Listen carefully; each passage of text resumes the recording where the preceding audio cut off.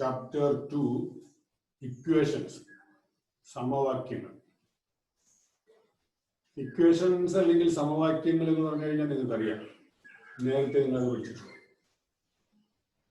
ഈ ഓൾജിബ്രൈക് എക്സ്പ്രഷൻസിനെ അല്ലെങ്കിൽ ബീജഗണിത രൂപത്തെ ഒരു ഇക്വാളിറ്റി സൈൻ, ഒരു സമം ചിഹ്നം ഉപയോഗിച്ച് നമ്മൾ ബന്ധിപ്പിച്ചാൽ, കണക്ട് ചെയ്താൽ അതിന് നമുക്ക് ഇക്വേഷൻ എന്ന് പറയാം, സിമ്പിളായിട്ട് പറയാം.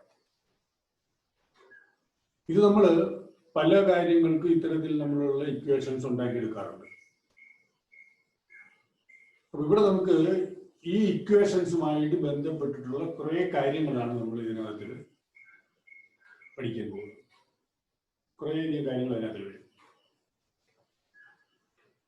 അപ്പൊ ഇവിടെ നമുക്ക് ഈ ചാപ്റ്ററിനകത്തിൽ, ഈ അധ്യായത്തിൽ നമ്മൾ പഠിക്കുന്ന മുഴുവൻ ഭാഗത്തെയും നമുക്ക് കുറച്ച് പാർട്ടായിട്ട് നമുക്ക് തിരിക്കാം. പാർട്ടായിട്ട് നമുക്ക്. അപ്പൊ അതിനകത്തിൽ ആദ്യത്തെ പാർട്ട് എന്ന് പറയുമ്പോൾ അഡീഷൻ ആൻഡ് സബ്ട്രാക്ഷൻ, കൂട്ടലും കുറയ്ക്കലും. ഇതുമായിട്ട് ബന്ധപ്പെട്ട് നമുക്ക് കുറെ കാര്യങ്ങൾ നമുക്ക് പറയാൻ പറ്റും. ഇവിടെയൊക്കെ ഈ ഇക്വാളിറ്റി വരും, സമവാക്യത്തിന്റെ രൂപമൊക്കെ അതിനകത്ത് വരും. അപ്പോ അഡീഷനും സബ്ട്രാക്ഷനുമാണ് നമ്മുടെ ആദ്യത്തെ പാർട്ട്, കൂട്ടലും കുറയ്ക്കലും. അപ്പോ അഡീഷൻ ആൻഡ് സബ്ട്രാക്ഷൻ, കൂട്ടലും കുറയ്ക്കലും, ഇതാണ് ആദ്യത്തെ. അടുത്തത് രണ്ടാമത് വരുന്നത് ഇതേപോലെ തന്നെ കൂട്ടലും കുറയ്ക്കലും ഉണ്ടെങ്കിൽ പിന്നെ ഗുണിക്കലും ഹരിക്കലും വരണമല്ലോ. അതുകൊണ്ട് മൾട്ടിപ്ലിക്കേഷൻ ആൻഡ് ഡിവിഷൻ. മൾട്ടിപ്ലിക്കേഷൻ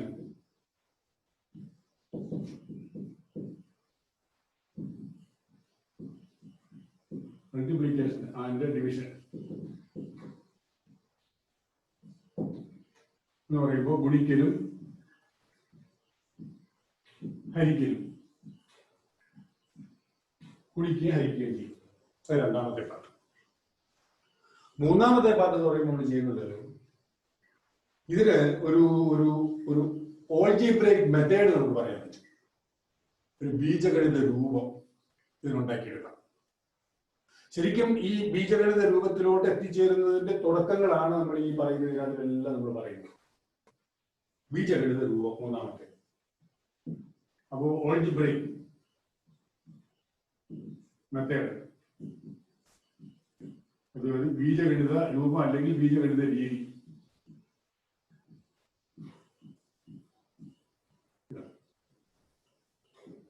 അപ്പൊ നമുക്ക് പ്രധാനമായിട്ട് ഇങ്ങനെ 3 പാർട്ടായിട്ട്, ഓരോ പാർട്ടിലും അതുമായിട്ട് ബന്ധപ്പെട്ടിട്ടുള്ള വിശദമായിട്ടുള്ള കാര്യങ്ങളൊക്കെ വരും. ഈ 3 കാര്യങ്ങളാണ് നമുക്ക് ഈ ചാപ്റ്ററിനകത്ത് പ്രധാനമായിട്ട് നമുക്ക്. അപ്പൊ ഇവിടെ ഈ 3 കാര്യങ്ങളും നമ്മൾ പറയുമ്പോൾ അത് എന്തിനാണ് പറയുന്നത് ഓർത്തോണം. അത് ഇക്വേഷൻസുമായി ബന്ധപ്പെട്ടാണ്. All these discussions related to equations, സമവാക്യവുമായിട്ട് ബന്ധപ്പെട്ടാണ്. അപ്പൊ സമവാക്യത്തില് ആണ് നമ്മൾ ഈ കാര്യങ്ങളെല്ലാം ഡിസ്കസ് ചെയ്യുന്നത്. അവസാന ഘട്ടത്തിൽ നമ്മൾ അതിന്റെ ഓൾജിബ്രൈക് ഫോമിലേക്ക് വരും. മാത്തമാറ്റിക്കൽ ഫോമിലേക്ക്, അൾജിബ്രൈക് ഫോമിലേക്ക് നമ്മൾ വരും. അതിനു മുമ്പും ഇതൊക്കെ ഉണ്ട്, പക്ഷെ അത്ര വെട്ടപ്പെട്ട് വെളിച്ചത്തിൽ വരുന്ന രീതിയിലായിരിക്കില്ല നമ്മൾ ഇതൊക്കെ പറയുന്നത്.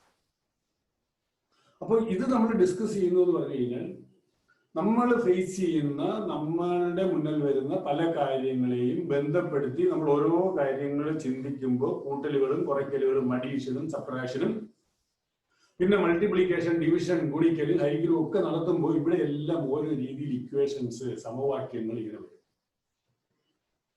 നമുക്ക് കുറെ ഉദാഹരണങ്ങൾ നോക്കാം. ആദ്യത്തെ പാർട്ടിന് വേണ്ടിയിട്ട് അഡീഷൻ ആൻഡ് സബ്ട്രാക്ഷൻ, കൂട്ടലും കുറയ്ക്കലും ഇതിനകത്തിൽ നമുക്ക് നോക്കാം. അതിനകത്ത് നമ്മൾ പറയുമ്പോൾ ഉദാഹരണത്തിന് എന്റെ കയ്യിൽ കുറച്ച് പൈസയുണ്ട്, കുറച്ച് രൂപയുണ്ട്. എന്റെ കയ്യിൽ കുറച്ച് രൂപയുണ്ട്. അതിന്റെ കൂടെ ഒരു 10 രൂപയും കൂടെ ചേർന്നാൽ 100 രൂപയാകും. അപ്പൊ എന്റെ കയ്യിൽ എത്ര രൂപ? വളരെ സിമ്പിൾ ആയിട്ടുള്ള, ഈസി ആയിട്ടുള്ള ഒരു കാര്യമാണ്. പക്ഷെ ഈ അഡീഷൻ എന്ന് പറയുമ്പോഴും അല്ലെങ്കിൽ അതിന്റെ കൂട്ടത്തിൽ സബ്ട്രാക്ഷൻ എന്തുണ്ടെങ്കിലും അതിന്റെയൊക്കെ തുടക്കം നമ്മൾ ഇങ്ങനെയാണ് പോകുന്നത്. എന്റെ കയ്യിൽ കുറച്ച് രൂപയുണ്ട്, അതിന്റെ കൂടെ 10 കൂടെ ചേർന്ന് 100 അപ്പൊ എന്റെ കയ്യിൽ എത്ര? ഇതാണ്. അപ്പൊ ഈ എന്റെ കയ്യിൽ എത്ര ഉണ്ട് എന്നുള്ളത് അറിയത്തില്ലല്ലോ. അപ്പൊ നമ്മൾ ചെയ്യുന്നത് എന്താ? അറിയാവുന്ന കാര്യങ്ങൾ ബന്ധപ്പെടുത്തി ആദ്യം ചിന്തിക്കും. എന്റെ കയ്യിൽ കുറച്ച് രൂപയുണ്ട്, 10 രൂപയും കൂടെ ചേർന്നപ്പോ 100 രൂപയായി. അപ്പോ നമ്മള് ഈ എന്റെ കയ്യിൽ ഉണ്ടായിരുന്നതെന്ന് മാറ്റിയിട്ട് 10 രൂപയും കൂടെ ചേർന്നപ്പോ 100 എന്നുള്ളതിൽ നിന്ന് ചിന്തിക്കും. അത് രണ്ടും അറിയാവുന്നതാണല്ലോ. 10 രൂപയും കൂടെ കൂടി, അത് 10 രൂപ എന്നുണ്ട്. 100 രൂപയായി, അത് 100 രൂപയുണ്ട്. അപ്പോ 10 രൂപ കൂടിയില്ലായിരുന്നെങ്കിലോ? 10 രൂപയും കൂടെ കൂടിയില്ലായിരുന്നെങ്കിൽ അപ്പൊ എത്ര വരും? 10 രൂപ കുറയും 100-ൽ. അപ്പൊ അവിടെ നമ്മള് 100-ൽ നിന്നൊരു 10 മൈനസ് ചെയ്തു. അപ്പൊ അവിടെ നമുക്ക് 90 കിട്ടി. അപ്പൊ എന്റെ കയ്യിൽ ഉണ്ടായിരുന്നത് 90 ഇപ്പുറത്തോട്ട് വന്നു. 10 കൂടെ കൂടുന്നതിന് മുമ്പുള്ളത് 90 എന്ന് എന്റെ കയ്യിൽ വന്നു. ഇതാണ്.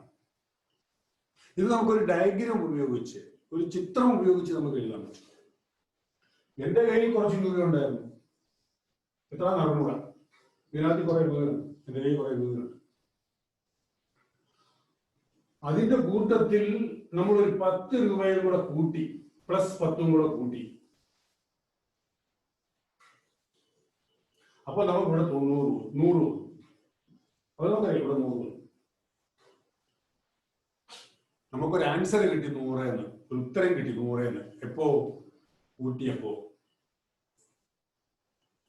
അപ്പോ കൂട്ടുന്നതിന് മുമ്പ് കൂട്ടിയത് 10 രൂപയായിട്ട് 100 വന്നെങ്കിൽ ഈ 10 കൂട്ടുന്നതിന് മുമ്പ് ഇവിടെ എന്തോ ഉണ്ട്, ഇവിടെ എന്തോ ഉണ്ട്, നമുക്കറിയത്തില്ല. ഈ അറിയാത്ത ഒരു സംഗതിക്ക് വേണമെങ്കിൽ നമ്മൾ സാധാരണ ചെയ്യുന്ന ഒരു രീതി ഉണ്ടല്ലോ. എന്താണ്? നമ്മൾ അതിന് ഒരു എക്സ് എന്ന് വല്ലതും കൊണ്ട് പോകും. എന്റെ കയ്യിൽ എക്സ് രൂപയുണ്ട്. എക്സ് എന്ന് പറഞ്ഞാൽ അറിയത്തില്ല. എക്സ് രൂപയുണ്ട്. അപ്പോ ഇവിടെ നമ്മൾ വെറുതെ ഇങ്ങനെ എക്സ് എന്ന് കൊടുത്താൽ എക്സും അതിന്റെ കൂട്ടത്തിൽ 10 രൂപയുടെ ചേർത്തപ്പോ 100, കൂട്ടിയപ്പോ 100, ആൻസർ കിട്ടിയത് 100. അപ്പൊ എക്സ് എത്രയാ? കൂട്ടിയപ്പോ 100 കിട്ടിയെങ്കിൽ തിരിച്ച് ആദ്യത്തേത് കിട്ടണമെങ്കിൽ പുറകോട്ട് വരണം. കൂട്ടുന്നതിന്റെ പുറകോട്ട് വരുത്തൽ എന്ന് പറഞ്ഞാൽ കുറയ്ക്കലാണ്. അഡീഷന്റെ റിവേഴ്സ് എന്ന് പറയുന്നത് സബ്ട്രാക്ഷൻ ആണ്. അപ്പൊ 100-ൽ നിന്ന് ഈ കൂട്ടിയത് സബ്ട്രാക്ട് ചെയ്തു, നമുക്ക് 90 കിട്ടി. അപ്പൊ എന്റെ കയ്യിൽ ഉണ്ടായിരുന്നത് 90. ഇതൊരു മെന്റൽ മാത്സ് പോലെ വേണമെങ്കിൽ നമുക്ക് ചെയ്യാം, മനക്കണക്കായിട്ടും ചെയ്യാൻ പറ്റും. ആർക്കും അറിയാൻ വയ്യാത്തത്. എന്റെ കുറച്ച് രൂപയുണ്ട്, ഇന്ന് 10 രൂപയുടെ കൂടിയോ 100 രൂപയെങ്കിൽ എന്റെ 90 രൂപ ഉണ്ടെന്നുള്ളത് പെട്ടെന്ന് പറയാം. അത് വളരെ സിമ്പിൾ ആയിട്ടുള്ള ഒരു സിറ്റുവേഷൻ ആയതുകൊണ്ടും സിമ്പിൾ ആയിട്ടുള്ള ഒരു കണക്കായതുകൊണ്ടും നമ്മുടെ മെന്റൽ മാത്സ് മതി, നമ്മുടെ മനക്കണക്ക് മതി. സാധാരണ നമ്മുടെ വീട്ടമ്മമാര്, പഴയ പണ്ടത്തെ വീട്ടമ്മമാരും ഒക്കെ മനക്കണക്കായിരുന്നു കൂട്ടുന്നത്. സ്കൂളിലൊന്നും പോയി പഠിച്ചിട്ടുള്ള മാത്തമാറ്റിക്സ് ഒന്നും അവർ ഉപയോഗിക്കാറില്ല. പലരും സ്കൂളിൽ പോയിട്ട് പോലും ഉണ്ടാവില്ല. നമ്മുടെ അമ്മൂമ്മമാരുടെയൊക്കെ കാര്യം എടുത്ത് നോക്കിയാൽ എല്ലാം മനക്കണക്ക്. പക്ഷെ അവര് മനക്കണക്ക് നമ്മൾ ഇത് കൂട്ടുന്നതിന്റെ അപ്പുറത്തെ മനക്കണക്ക് അവർ കൂട്ടും. അത്ര ഗംഭീരമായിട്ട് കൂട്ടും. വലിയ കണക്കുകൾ പോലും മനസ്സിൽ കൂട്ടി പറയുന്ന ആളുകൾ, പ്രായമായ ആളുകളുണ്ട്. ഇന്ന് ഉള്ള ജീവിച്ചിരിക്കുന്ന ഇച്ചിരി മുതിർന്ന പ്രായമുള്ള ആളുകളൊക്കെ മനക്കണക്ക് കൂട്ടുന്നുണ്ട്. നമ്മൾ അവരുടെ അടുത്ത്, അപ്പൂപ്പന്മാരുടെ ഒക്കെ അടുത്ത് നമ്മൾ ചെല്ലാമെങ്കിൽ നമുക്ക് മനസ്സിലാകും അവരൊക്കെ കണക്ക് കൂട്ടുന്നത് കേട്ടാ നമ്മൾ അതിശയിച്ചു. നമ്മൾ കാൽക്കുലേറ്റർ, നമുക്കിപ്പോ എന്തെങ്കിലും വേണമെങ്കിൽ കടയിൽ പോയി 2 സാധനം വാങ്ങിച്ചാൽ അതിന് എത്ര രൂപ ഉണ്ടെന്ന് കൂട്ടി കൊടുക്കണമെങ്കിൽ നമുക്ക് കാൽക്കുലേറ്റർ വേണം. മനക്കണക്കിൽ പറയാൻ നമുക്ക് എളുപ്പത്തിൽ. അതാണ്. നമ്മളൊരു 80 രൂപയ്ക്ക് ഇച്ചിരി കാപ്പിപ്പൊടിയും ഒരു 60 രൂപയ്ക്ക് കുറച്ച് പഞ്ചസാരയും പിന്നെ കുറെ പലവ്യഞ്ജനങ്ങളും എല്ലാം കൂടെ 150 രൂപയ്ക്ക് വാങ്ങിച്ചു. ഇത് 3ഉം കൂടെ കൊടുക്കണമെങ്കിൽ കടക്കാരനും ഇത് തന്നെ ചെയ്യുന്നത്. എന്തുവാ? അപ്പോഴേ കാൽക്കുലേറ്റർ എടുക്കും, ഇതെല്ലാം കൂടെ കൂട്ടും. നമ്മളൊരു 500 രൂപ അങ്ങോട്ട് കൊടുക്കും, ബാക്കി ഇങ്ങോട്ട് തരണമെങ്കിൽ അന്നേരവും കാൽക്കുലേറ്റർ എടുക്കും. ചിലപ്പോൾ മനക്കണക്ക് കൂട്ടിയാൽ ചിലപ്പോൾ തെറ്റുകയും ചെയ്യും. പണ്ടുള്ള ആൾക്കാർക്ക് അങ്ങനെ തെറ്റത്തില്ല. കാരണം അന്ന് അത് പ്രാക്ടീസാണ്, അതുകൊണ്ട് കൂടിയാണ്. ഇങ്ങനെയുള്ള സംവിധാനങ്ങളില്ല. അപ്പൊ ഒരു മെന്റൽ മാത്സ് ഉപയോഗിച്ചുകൊണ്ട്, മനക്കണക്ക് ഉപയോഗിച്ചുകൊണ്ട് ഇതൊക്കെ പറയാവുന്നതേ ഉള്ളൂ. പക്ഷെ ഇതിന്റെ ഒരു അടുത്ത സ്റ്റേജ് ഇങ്ങനെ ഇതിന്റെ ഗ്രേഡ് കൂടി കൂടി കൂടി കൂടി വരുമ്പോ മനക്കണക്ക് നിൽക്കത്തില്ല. തുടക്കം നമുക്ക് ഇതൊക്കെ വരും. അപ്പൊ ഇതിങ്ങനെ നമുക്ക് പറയാൻ പറ്റും അല്ലെ? ഇങ്ങനെ പറയാൻ പറ്റും. വേറെ രീതിയിൽ പറയാൻ നമുക്ക് വേറെ ഒരു ഉദാഹരണം, ഒരു എക്സാമ്പിൾ നമുക്ക് എടുത്തു നോക്കാം. ഇപ്പോ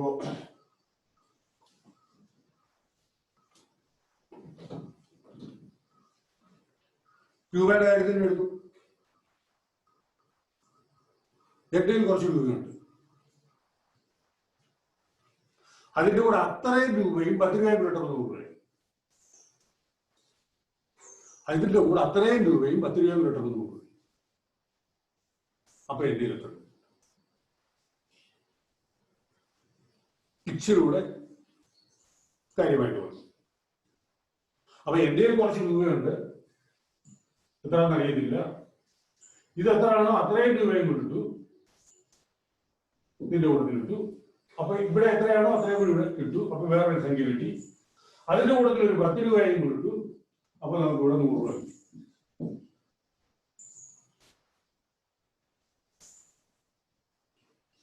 എന്റെ കയ്യിൽ എത്ര രൂപ ഉണ്ടായിരുന്നു അറിയത്തില്ല.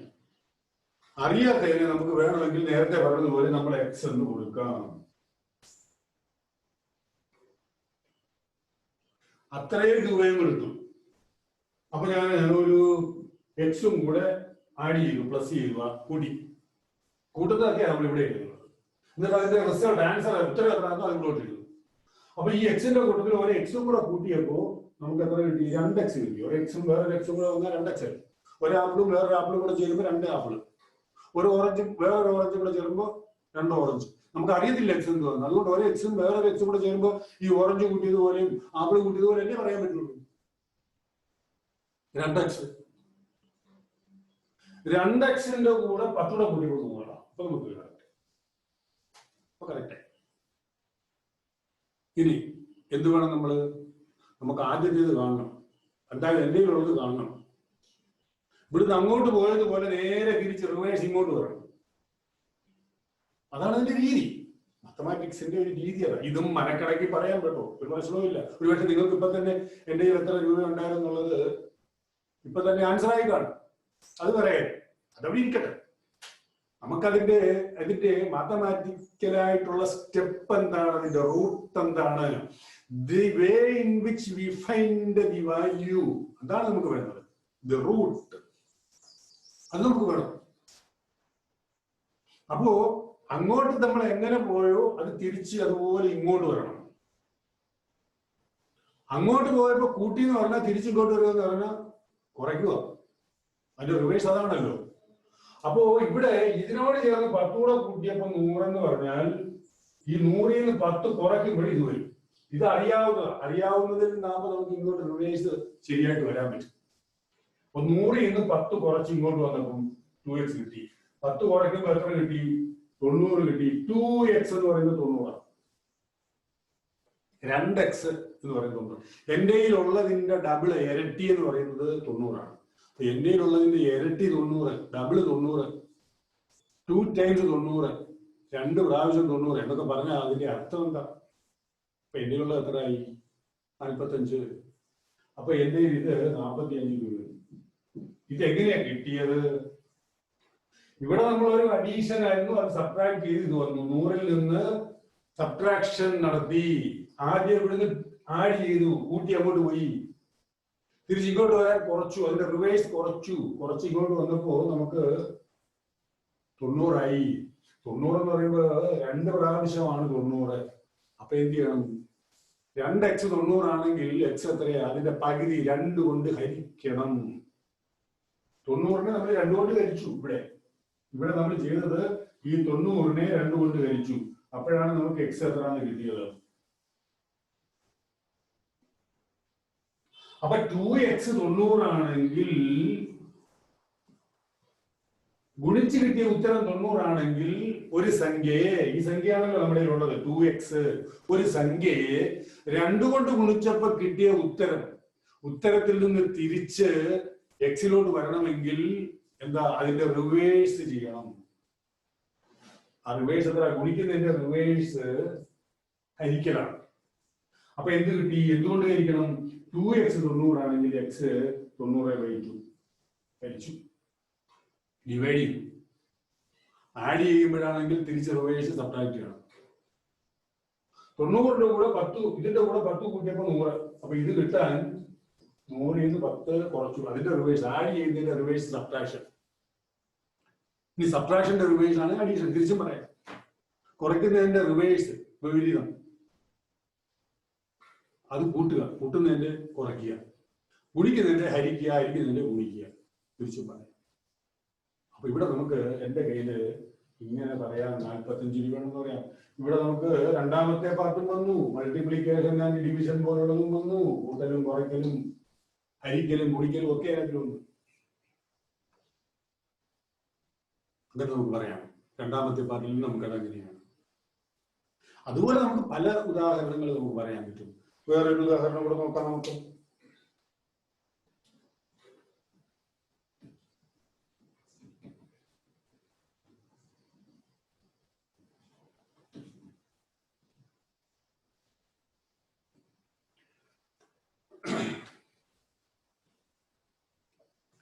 രാഹുൽ അല്ലെ ഒരാൾ, ഒരു കുട്ടി രാഹുലിന്റെ അമ്മ കുറച്ച് രൂപ കൊടുത്തു വിട്ടു കുറെ സാധനങ്ങൾ വാങ്ങിക്കാൻ. ഒരു 150 രൂപയുടെ സാധനം വാങ്ങിച്ചു. 150 രൂപയ്ക്ക് സാധനം വാങ്ങിച്ചു കടയിൽ. എന്നിട്ട് തിരിച്ചു കൊണ്ടുവന്ന് ബാക്കി കൊണ്ടുവന്നും പറഞ്ഞൊരു 100 രൂപയും കൊടുത്തു അമ്മയുടെ. അപ്പൊ അമ്മ കൊടുത്തു വിട്ടത് എത്ര രൂപയാണ്? സിമ്പിളാ കേട്ടോ, ഈസിയായിട്ട് പറയാവുന്ന. എന്നാലും നമുക്ക് വേണമല്ലോ, അങ്ങനെ വേണം താഴെ നമുക്ക് മുകളിലോട്ട് പോകാനായിട്ട്. അപ്പൊ അമ്മ കൊടുത്തു വിട്ടത് എത്രയെന്ന് അറിയത്തില്ല. അപ്പൊ എന്താ ചെയ്യുക? ആ കൊടുത്തു വിട്ടത് എക്സ് എന്ന് വെച്ചു.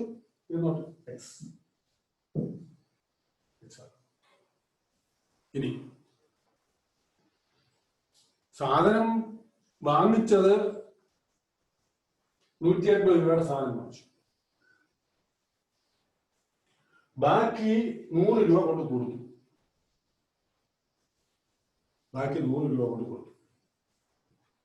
അപ്പൊ ഇവിടെ ഇതിനെ എങ്ങനെ നമ്മളൊന്ന് ബന്ധിപ്പിക്കും?